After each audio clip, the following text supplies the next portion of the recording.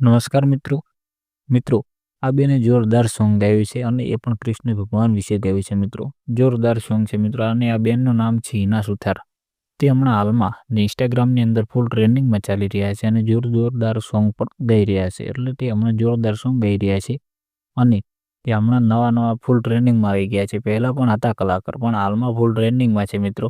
તો મિત્રો તમને આ બેનના વિડીયો અવાજ સારો લાગે કે સોંગ સારો લાગે તો આપણી ચેનલને સબસ્ક્રાઈબ કરી દેજો અને વિડીયોને લાઇક કરી દેજો. તો મિત્રો હવે તમે સોંગ સાંભળી લો અને જો સારો લાગે તો એક નાનકડી કોમેન્ટ પણ કરી દેજો.